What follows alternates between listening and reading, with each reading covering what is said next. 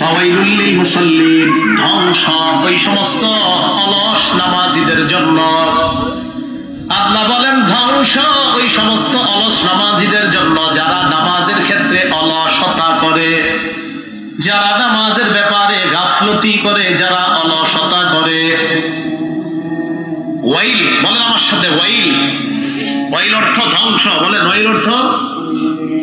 জাহান্নামের একটা এলাকা আছে, ওই এলাকাটার নামও ওয়াইল। তাহলে ওয়াইলের এক অর্থ ধ্বংস। ওয়াইল জাহান্নামের একটা এলাকার নামও আছে। আল মুস্তাদরাক লিল হাকিম হাদিসের কিতাব 3919 নম্বর হাদিসের বর্ণনা।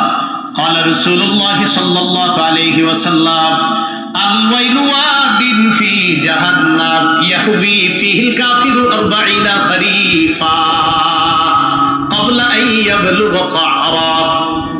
রাসূলুল্লাহ সাল্লাল্লাহু আলাইহি সাল্লাম বলেন, ওয়াইল জাহান্নামের এমন একটা এলাকার নাম, যেই এলাকার মধ্যে একজন কাফের ওই এলাকার গভীরতায় পৌঁছার আগ পর্যন্ত 40 বছর শুধু নিচে যাইতেই থাকবে, এরপরে গিয়ে ওই ওয়াইল নামক জাহান্নামের গভীরতায় পৌঁছবে। কি বুঝছেন নি সবাই? তাহলে ওয়াইল জাহান্নামের এমন একটা উপত্যকার নাম, এমন একটা এলাকার নাম, যেই এলাকার গভীরতায় পৌঁছার আগে এক ব্যক্তি শুধু নিচে যাইতে থাকবে কয় বছর? 40 বছর কাফের যাইতে থাকবে। আল্লাহ আমাদের সকলকে এই ওয়াইল থেকে হেফাজত করেন। Biozin Rain Glow Fest 3 product is Biozin Rain Glow Fest 3 product is 70% পর্যন্ত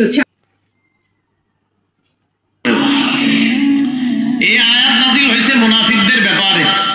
আগেরটা হলো ওই কাফের যে কর্মফলকে অস্বীকার করে, আর এটা হলো ওই মুনাফিক যারা নামাজের ক্ষেত্রে অলসতা করে। তাহলে বলেন তো আপনারা, নামাজে যারা অলসতা করে তারা কার স্বভাব নিয়ে চলে? এখন তুমি চিত হয়ে শো, এক পায়ের উপর আরেক পা রাখবা না। কি রাখিনি? চিত হয়ে শুইলে এভাবে পা লড়ায় না। নবী বলেন, যখন চিত হয়ে শুইবা এক পায়ের উপর আরেক পা রাখবা না। শিশুকেও শিখাবেন, ও যখন এইভাবে চিত হয়ে শুয়ে থাকবে এক পায়ের উপর আরেক পা যেন না রাখে। শিশু মাঝে মাঝে উপর হয়ে শুয়ে থাকে, শিশুকে উপর হয়ে শুতে দিবেন না। আপনিও শুইবেন না, শিশুকে উপর হয়ে শুইতে দিবেন না। হাদিসে আসছে উপর হয়ে শোয়া এটা জাহান্নামীদের শোয়া। তাহলে এইভাবে